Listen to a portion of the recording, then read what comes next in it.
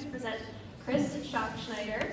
He's our next guest speaker. He's with Lightning S Livestock Solutions. Chris is out of Pendleton, Oregon. I actually met him and saw his presentation at the Spokane Farm and Food Symposium, which takes place in November.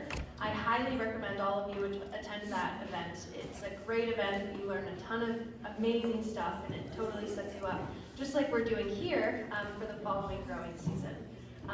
So I looked at Chris's bio. So he's learned from some of the world's greatest trainers to teach horsemanship, stockmanship, and ranch roping.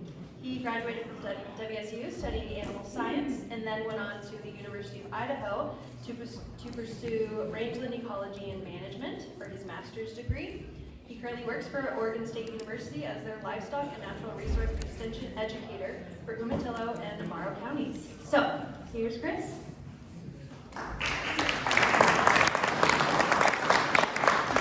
Thank you for that. Can you guys hear me well on? I think that sounds pretty good.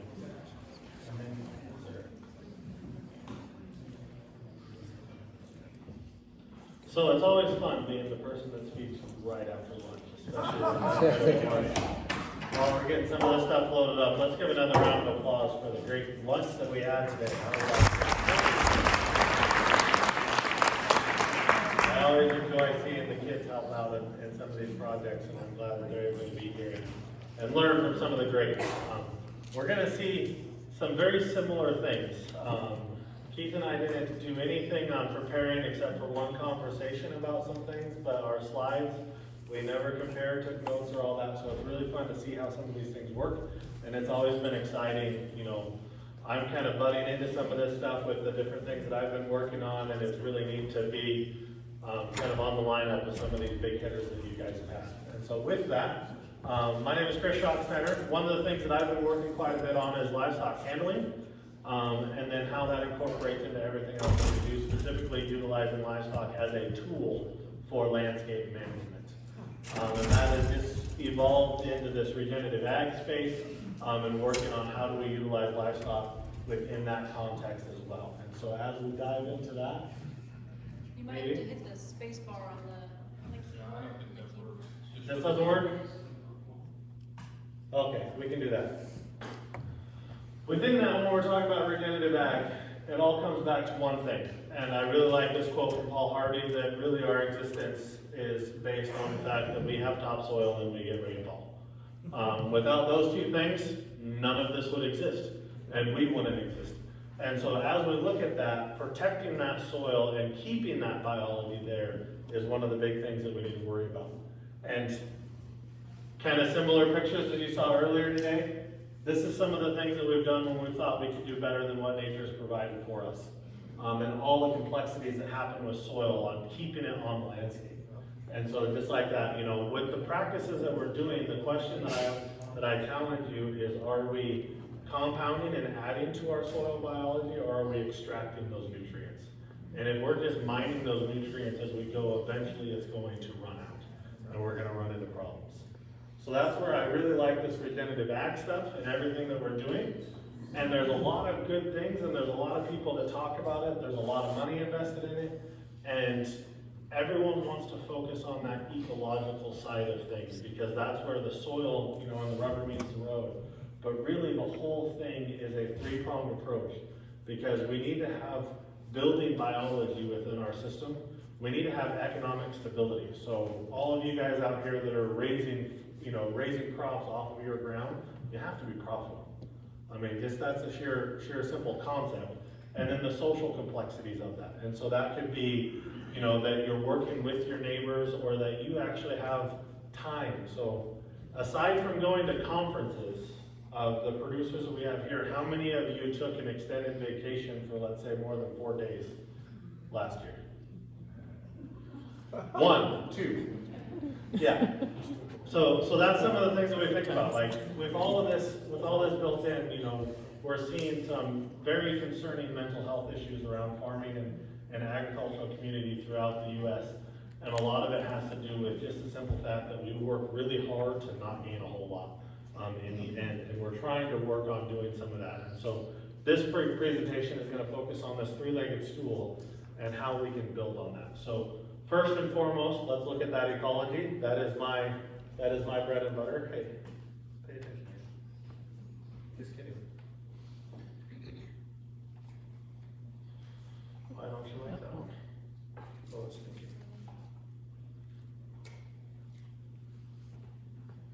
Maybe that'll be it for the day. Aha, perfect. Now let's just restart it, see what happens. Story of my life today, technology doesn't like me. We'll try that again. And you also have the same computer. It's full from lunch too. There you go. And it doesn't look like it's, yeah, it really doesn't like us today. Yeah. There we go, we'll see if that works.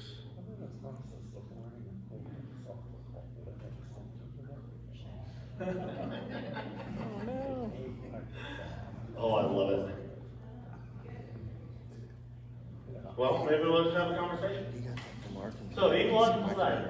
How many of you, through the conversations that we've had already today, how many of you feel that there really isn't anything that we need to worry about on the complexities and the different things that we work on the ecology?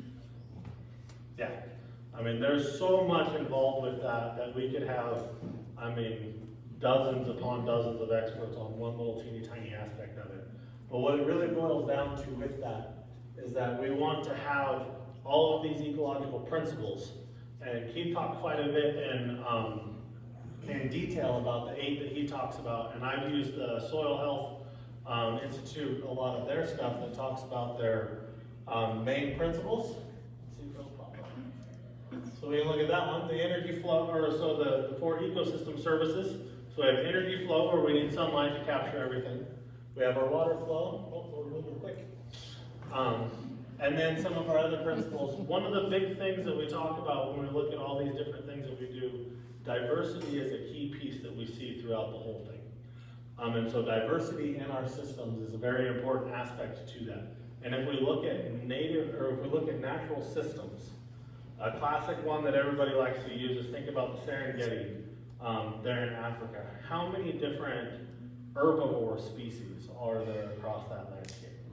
I mean, I can probably name 5 off the top of my hand, and I know that there's at least 24 more out there. But then when we start looking at the bird diversity, the insect diversity, and then getting into the microbiology diversity, there's just a lot of players in this game. And the more that we do these things, the more that we can start building upon and building that ecology.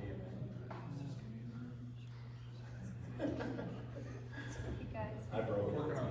It's all good. It's all good.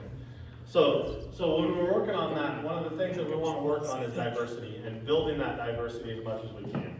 One of the easy ways to do that within our cropping systems is cover crops. And I know that's kind of been a theme. But one of the tricky parts with that is it adds more complexity to the system. So that's good on the biology side of things, but that makes your guys' job harder.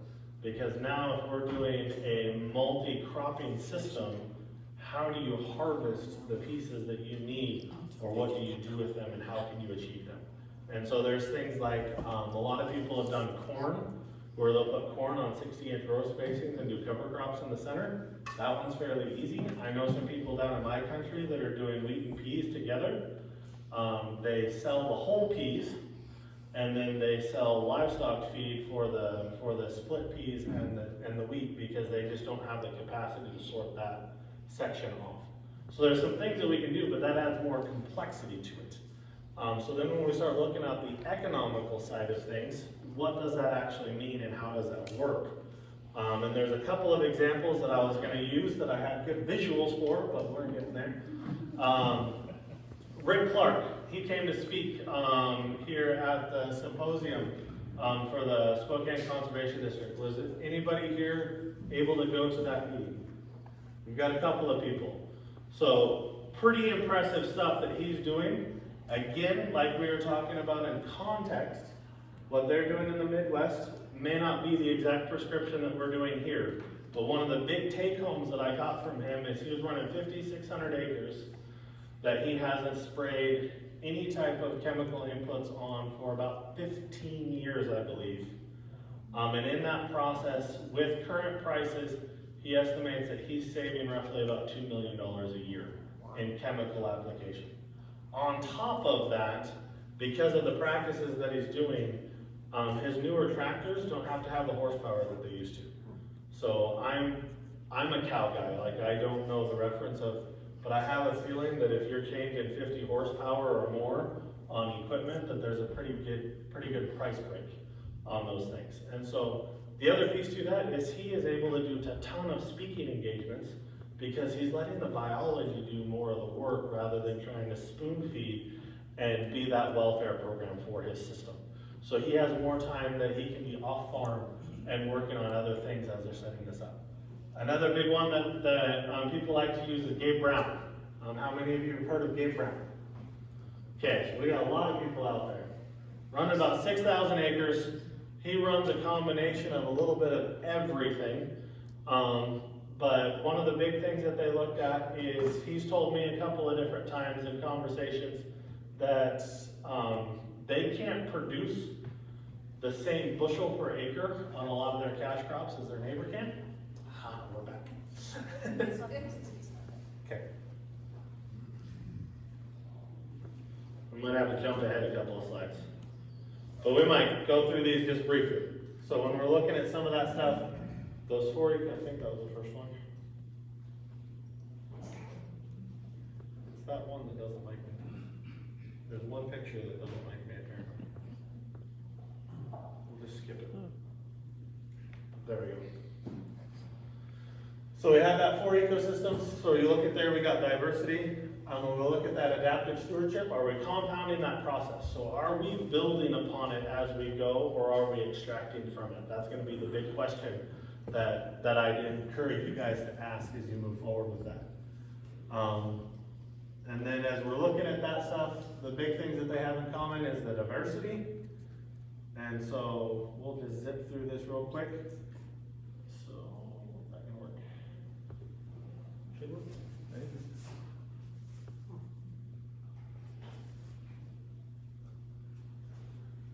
It'll be okay. But yeah, so this is in even in the Pacific Northwest, we've got most of those right there. And so within the U.S. we have a lot of diversity, but then in our diversity in our cropping systems is not quite as much. As we look at those cover crops, that's diversity. So we're just gonna sail through this real quick. But again, what we're looking at is finding that balance. How can we mitigate that balance? Because it's very management intensive. And if you guys want me to go back to some of that stuff, we're gonna have time, so feel free to just holler at me if I'm sailing through it too much. So on that economical side, like I was talking about, Rick Clark, quite an impressive story on what he's got going. And I have a feeling that on 5,600 acres, saving $2 million is a pretty significant chunk. Not to mention giving himself more time to do other things, because it's making farming quote quote easier in a lot of aspects. Gabe Brown, so this is what I was getting at with that one.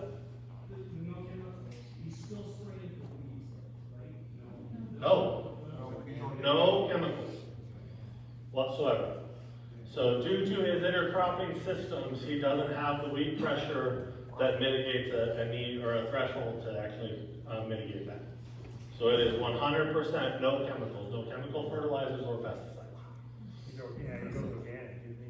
And he is, yeah. So he's under the regenerative organic label now. I think that's the Rodeo Institute that he's working with on that one. If I remember right, he said he used crimping. Yep. So roller crimping is what he uses to terminate his cover crops as he's planting into other crops. So that's a really fascinating system that we could probably spend days on, because he was seeding into cereal rye that was almost completely headed out, and then roller crimping a couple weeks later after corn and soybeans have gotten up a ways. And it's, just mind-blowing concepts and ideas. So, but we can spend a lot of time talking about kind of those prescription things a little bit later. This is more of that 10,000 foot view.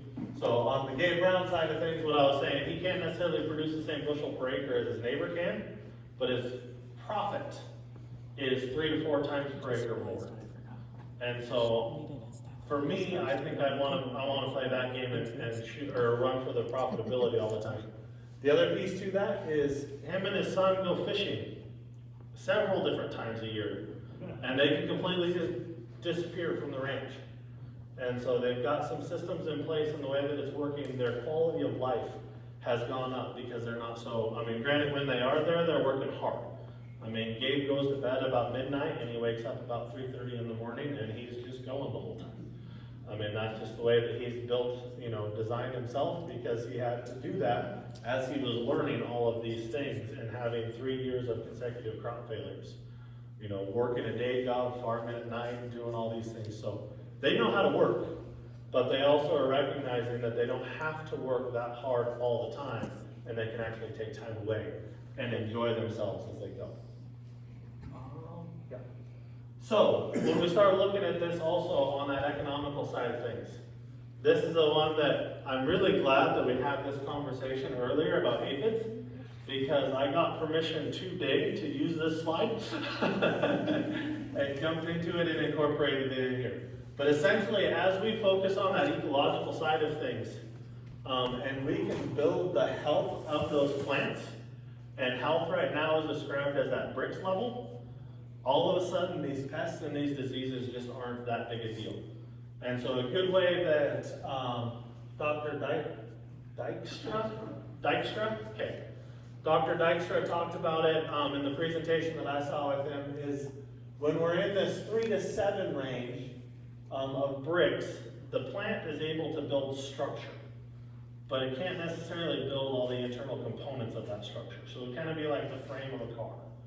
You've got the structure, you can say, yeah, that looks like a car, but it may not function entirely well. As you move up in those bricks, what we do is we build those secondary metabolites. And so that's the better defense systems, and that's the more complex sugars. And as soon as we start building complex sugars, our different insects fade out because they just don't have the digestive system for it. And as they have more of those complex sugars and those secondary metabolites, they have a lot better, or a better capability of warding off diseases, even before they start. And so when you get up into that bricks of 12 plus, you just don't see problems. And if you do see things out there, they're not anywhere at the level that you need to worry about. One that's really interesting that he talked about is this 3 to 7 range, where we can build the structure but not much else. He says that's where all the GMOs that they've tested, that's where they're at.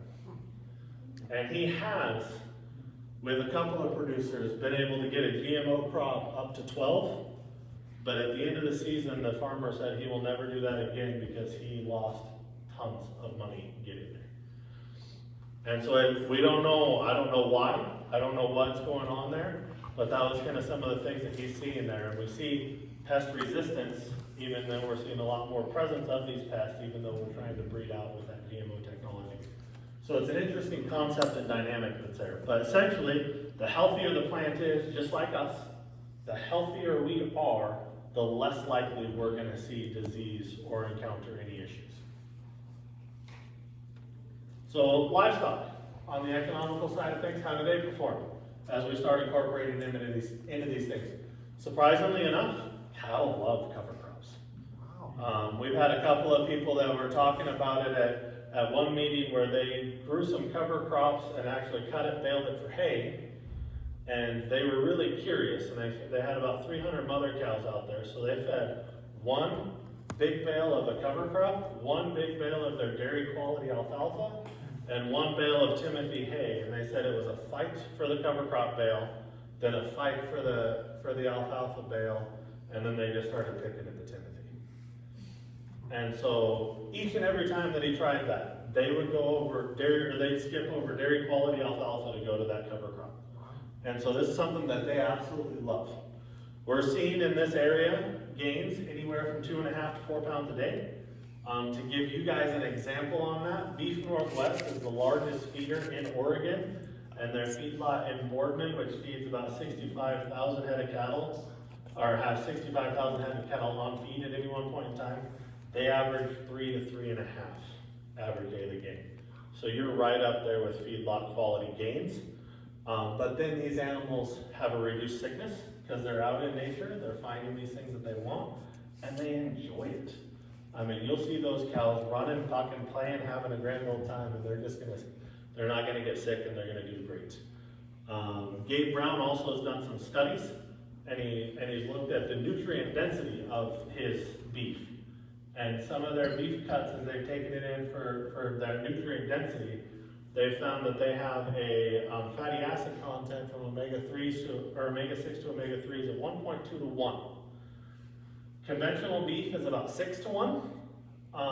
And to give that in perspective, that 1.2 to 1 beats wild-caught salmon.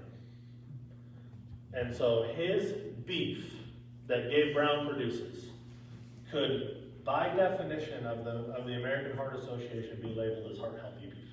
Wow. Like, literally could be labeled as heart-healthy beef. The other thing that's really interesting with that is when we look at, I'm learning quite a bit on these different ratios with all these books that I'm reading. And omega-6s and omega-3s are very healthy and needed for us. Omega-6s are really good at creating inflammation around injuries. Omega-3s are the shutoff valve. And so if we have high omega-6 without omega-3s, we start seeing inflammation problems. And so think about the joint issues and some of the different things that we have in our society when we have more of a high omega-6 focused diet. Whereas if it becomes more balanced, some of those things just go away because now we have both components. Inflammation when we need it, shut off valve when we don't. And so those are really fascinating and cool things that I like. And then all of these things during the cover crop phase and grazing that could be considered grass-fed animals.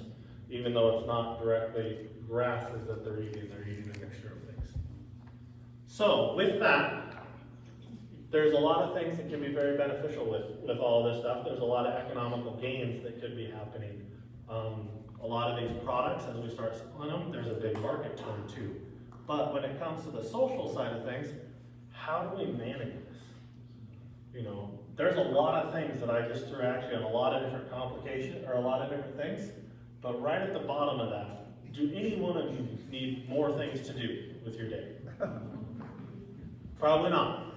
So if I can come up here and I can say, we need to do all of these things, and you're gonna be like, yeah, great, win. Like, I don't have spare time already because I'm doing all these things. And so what we want to do is we want to find the balance in all of these things.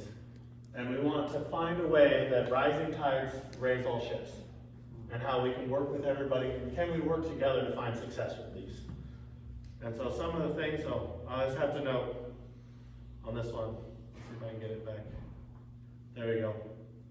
That's my daughter. Oh. If you can't tell, I really love cows and I love horses, and so there's a lot of pictures in those things. And one thing that I like on why I talk about this is at brandings, when we're doing some of these things, it's really neat to bring a little kid in there and watch all of these rough and tumble guys just be oh so gentle and helpful, comforting, assuring, and doing all of these great things to help that little girl be successful as she's trying to help out. And she was 6 that time. A little bit older now. Okay. So one of the things that we're working on right now is I've been working with Alex, and we've been having some good conversations, and she's hired me and Greg to work on putting together some of these systems and get some concepts going. And so what we're working on is we're going to work on doing kind of a grazing management or whole farm management plan that's going to look at this regenerative ag space. But on top of that, like I just said, you know, do you guys need more to do? And the answer is generally no. What we're working on with that too, and one of the ideas that we have, is rather than trying to convince each individual operation to incorporate all of these things by themselves, we want to see if we can find groups of people that live close together, that want to work on these projects, that maybe one of them has cattle, maybe one has haying equipment, all these things that we can start moving things within that space. And so, like we talked about, you know, livestock need to be fed 365 days a year. And so that's a pretty big time commitment. But if you have a small operation it may not even behoove you to have cattle there for that long because you just don't have the space. But it might behoove you to have 10 head for a week. And so maybe we can work with livestock producers in the area that you get 10 head that you have to focus, you have to be there and pay attention to for a week. Then they leave your place and you just don't have to worry about them after that. And so we want to try to keep, as we talk about in this, keep specialists in their in their field of expertise. If you want to branch out, we'd be more than happy to have those conversations too. But if you're really good at what you're doing, maybe rather than you branching out into all the other things, maybe we have you work with other people to be good at that on their places as well while they're bringing things around. And so I'm trying to, essentially what this boils down to is there's a lot of management involved, and what we're trying to do is create those plans that can help identify how that management can be done. And so, because it is mind-blowing when you start looking at all this stuff, and you know, what we want to do is we want to create those lists and get that group of producers that are really interested in trying to work on these things, develop this so that we can start creating that local cohort and build from there. And so with that, are there any questions? Like I said, I like cows and I like horses. So. All right, so I will say, I'm really excited to partner with Chris and Greg on this project. We're hoping to complete at least 10 of these grazing management plans. So if it's something you're interested in, please sign up over here or come talk to me. I'll be stationed over there, so you can ask any questions. We are, again, like you said, trying to create that network of folks who are producing hay, producing crops. They have crop ground, but maybe they don't want to raise livestock. But hey, we've got some livestock producers, you know, multi-species or cattle, what have you, to work synergistically with those hay or other crop producers. So reach out to me. We're kind of prioritizing the folks who are attending this event, because you guys are taking the time out of your busy schedules to come and be here. So please come talk to us. But are there any questions? Is that list just in Ponderay County? It's all of Northeast Washington, so Ferry, Stevens, Ponderay, and even North Spokane. So, yeah, I'm gonna bring it over to Tess. Do you have a question?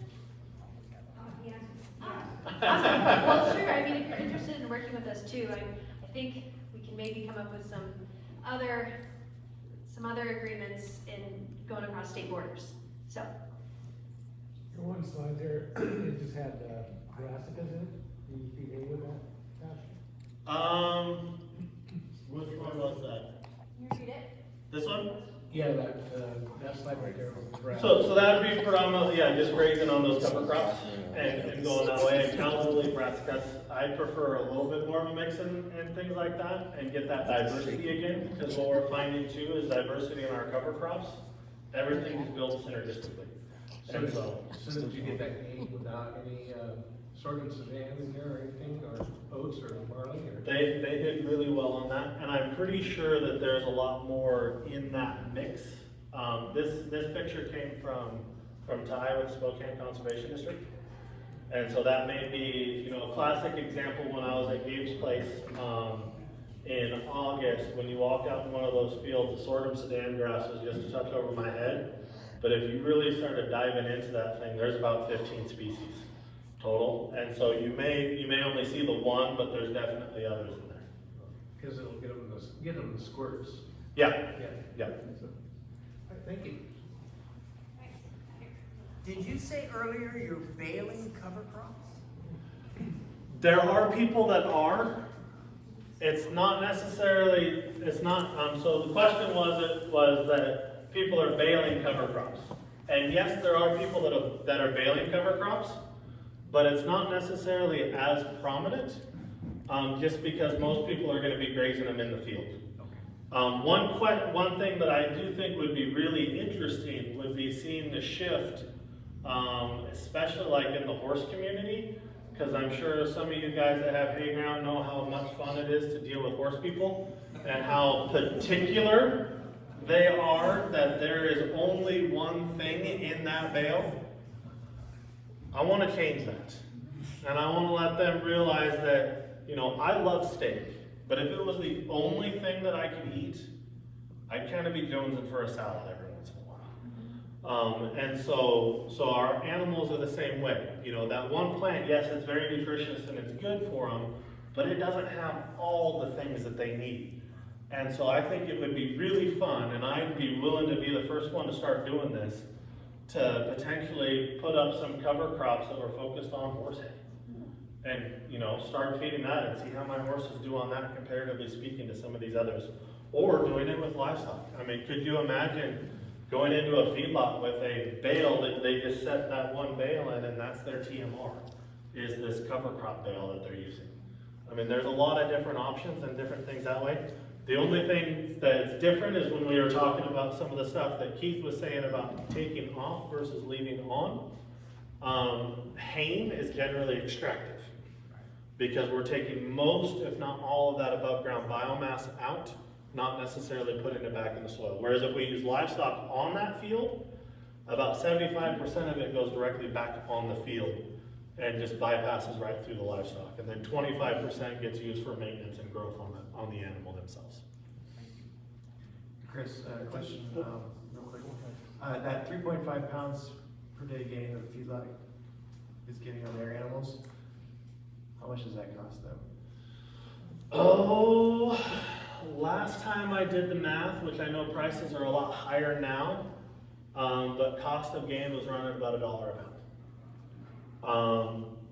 The big feedlots are going to be tremendously more efficient at that because they can get economies of scale, get contracts and different things that way. And then like Beef Northwest uses a lot of Lamb West and cull fries. And so they have these byproduct avenues that most other people won't be able to have. Conversely to that, one that they love to use is distillers grains because there's a plethora of them. Distillers grains, when we talk about the amino fatty acids, are about 30 to 1, 6 to 3s. And so if you really want to skyrocket your omega-6s, throw some distillers grains in there.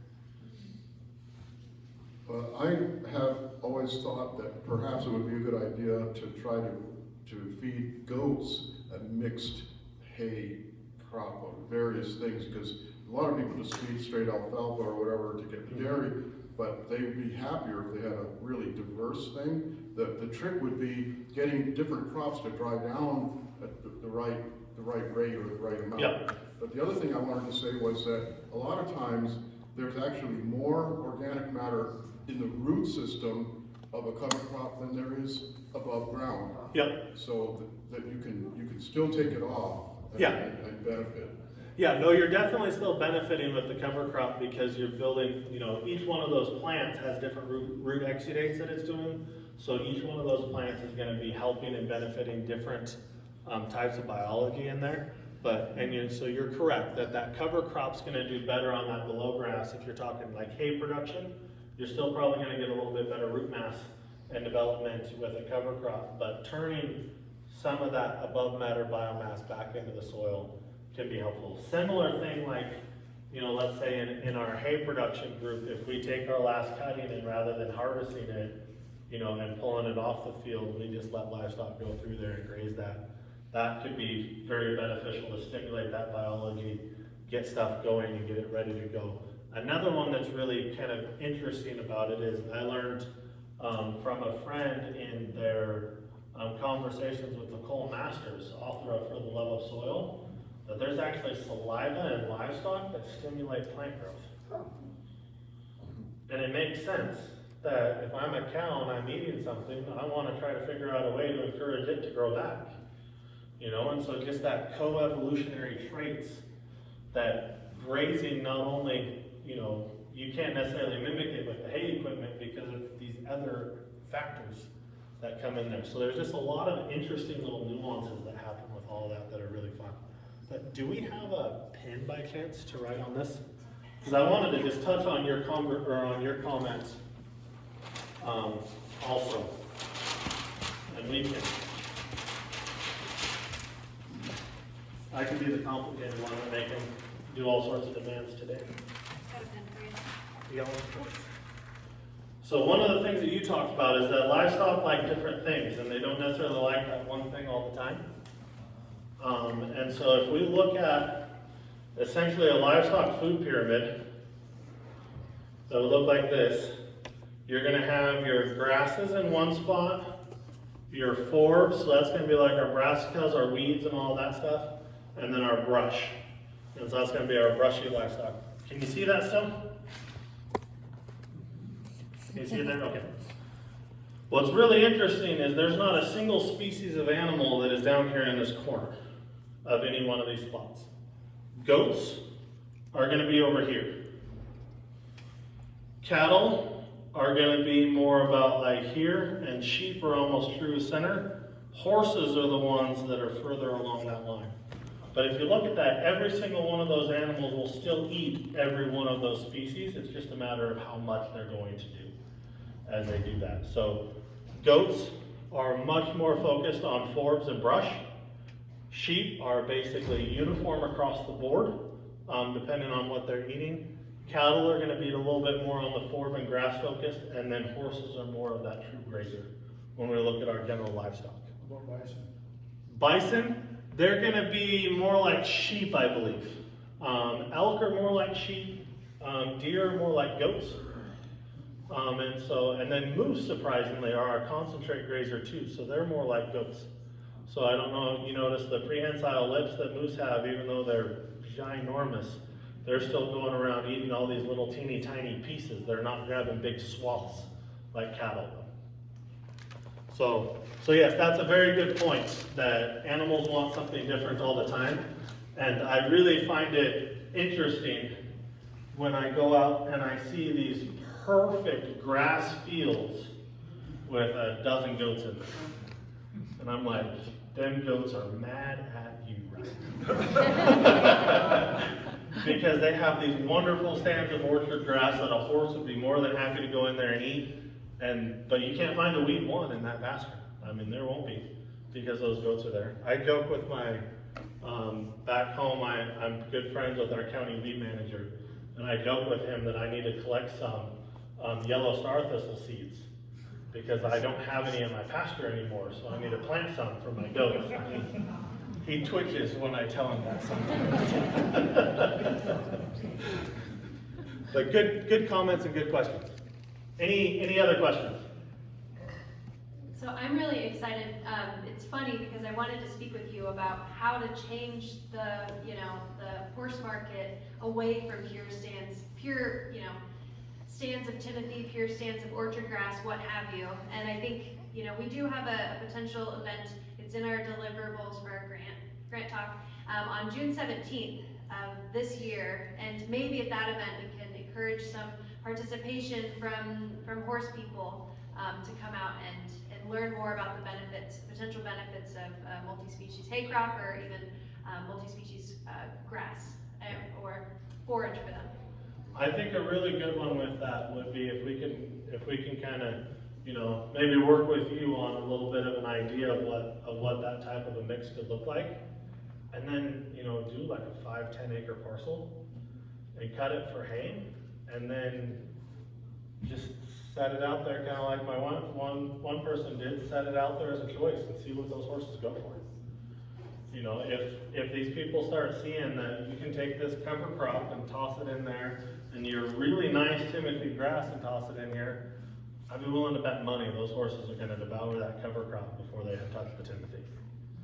And so that in and of itself, I think, might be telling to start with. And then as we do that, it'll be really interesting to see like long-term health effects for those early on people, and see what they do and what their horses do as they move forward with it. So I do have more questions, but I'll ask mine, and if anyone has a question, please raise your hand.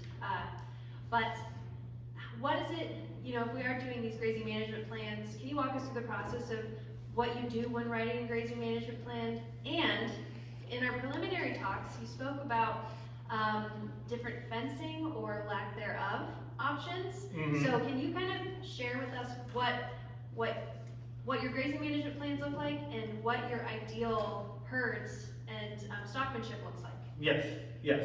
So biggest thing when we look at the grazing plans is I wholeheartedly believe that there is, in just about everything that we do, there's the science, the art, and the business aspect of it. I've done a lot of time in my career, in my education, understanding the science, and I'm learning the art in a lot of these things. But you guys truly are the masters of the art for your property. And there's no way that I'm gonna be able to come in there and be able to just tell you what to do.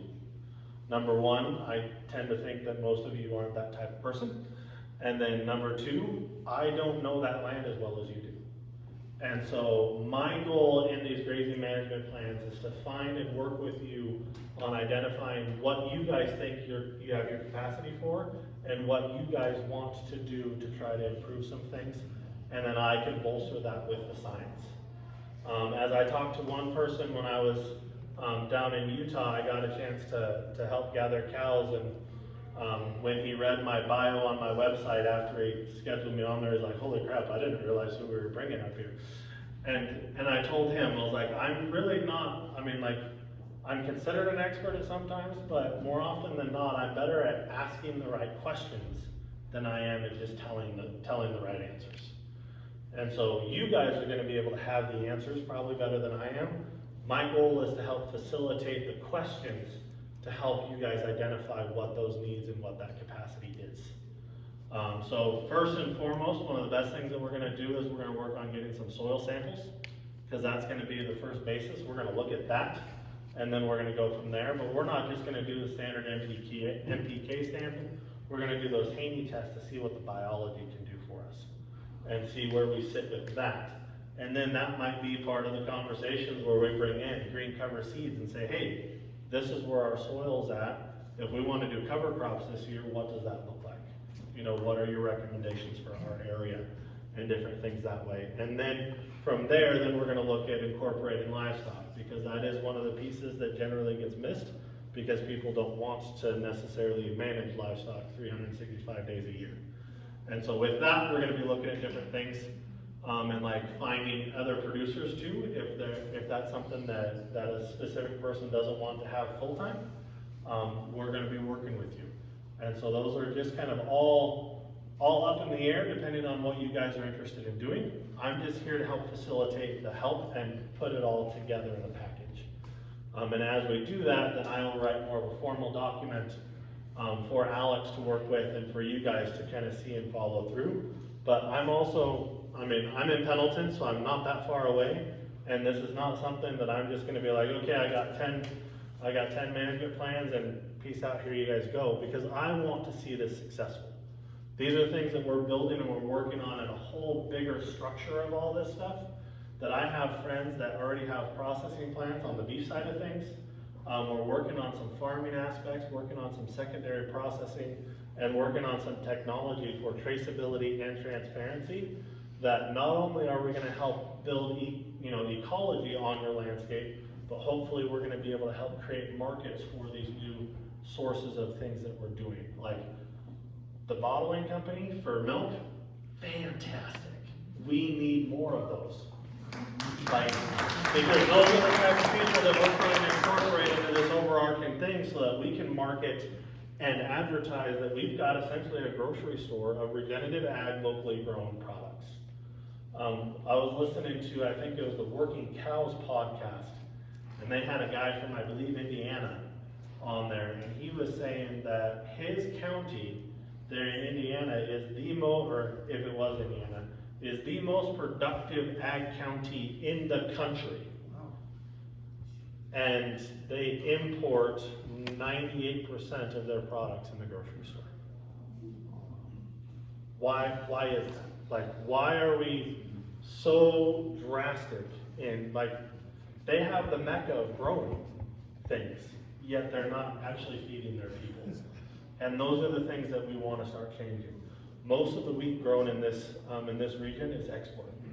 Very little of it actually stays here with us. And so we're importing breads and different things that way that can easily be grown here without the distribution issues, without all these other things. And so the bigger echelon picture is that we are working, and I've got some people that I'm working with on trying to develop all of these things so that we're sending all of this stuff locally raised, efficiently and regeneratively made, and then we can also start looking at that nutrient density piece and start showing that we're creating more health for our people as well. And that's where that whole social aspect comes into play. Because we want to socially have it work for you guys, because it's not going to be a very good plan, you know, if I write a plan if you're not following. So it has to work for you. I also would love to see, you know, you guys be able to take a break every once in a while. You know, how much fun would it be to be in the middle of haying season and be like, you know what, I'm going fishing, because rather than cutting hay, I'm grazing cows. Or someone else is grazing cows for me. Cows get out. Cows get out. Well, but see, that's nice, is if you don't own the cows, you make a phone call, hey, I'm going fishing, your cows are out, and then go out the door. I do have one question. Yep. Do you have any experience with sandpoint? So the question was experience with sandpoint. I have a little bit, and it is some pretty good stuff. Definitely reduce bloat risk. But one thing that we're finding when it comes to like these cover crops and this variety is that a lot of those things aren't as risky as they tend to be on their own. Natural where it doesn't need fertilizer. Oh, there you go. So. I was just about your horse. Oh, okay. Oh, sandpoint and horses. I haven't really looked at that one. So, but yeah, it's great. And the more that we have that biology, the other thing too, like when you're looking at that, some of these parasitic bugs and different things just aren't as big of an issue. Nicole Masters talks quite a bit about that in her For the Love of Soil book, that when you have good biology, a lot of times that bad biology or those pests, more or less just get displaced. The healthier the animals are, the less likely they are to have an infestation or an infection to start with. And then there's so many things. Classic example, she said that there's fungi within healthy soil that is parasitic to grasshoppers.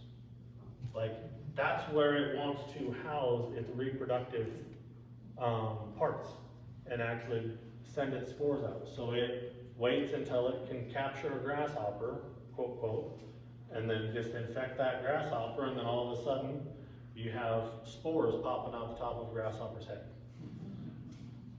You know, when you have good biology, those things come into balance and they don't become as big of an issue. A question over here. Yeah, I have a little question, but it has to do with stockmanship, which you excel at. So, how is the practicality of grazing a cover crop different than the rotational grazing that I do all the time on my perpetual pastures? We have 4 or 5 feet of snow in the winter. Mm-hmm. But I kind of got a handle on the rotational grazing of my place, but I don't know. I think of a cover crop like I have to grow it, plow it back in somehow. Don't have that. And, so enlighten me about stock handling. So there's a difference between perennial pastures and cover crops within our cropping system. And if you have such a good job on your perennial pasture rotations, I want to come take a look at that, and I want to learn from you. Just as much as, because those are some things, you're probably doing some great things that I've never seen before. And so I want to learn about that. And I want to do so, so that I can learn and do better too. On the cover crop side of things, this is going to be like in lieu of other crop rotations, or let's say we pull out an alfalfa stand and we want to focus on some soil biology, then we'd go into cover crops and graze that for a little bit before possibly planting a different crop. So the pasture management is going to be different than the cropping management. On the cropping management, or on the pasture management, the biggest thing that we're going to be looking at is timing, intensity, and rest. So we want to come in there when that crop is grown up enough that we're not going to, damage it too much. We want to come in and graze it with enough intensity to do the job that we need to, but then allow it to rest long enough to recover from that grazing event. On the cover crop side of things, generally our intensity is going to be higher because our goal is no regrowth. So we want to graze and put more pressure on it to terminate that cover crop so that we can plant something else behind it. Yeah. So different systems and different concepts. All right, guys, so I just want to give you a quick reminder, we got a couple of soil tests that are rattling off over here. Sam's got you. We're gonna take a quick 10-minute break. It's 1:25 right now, so if you guys want to come back at 1:35, feel free to go fill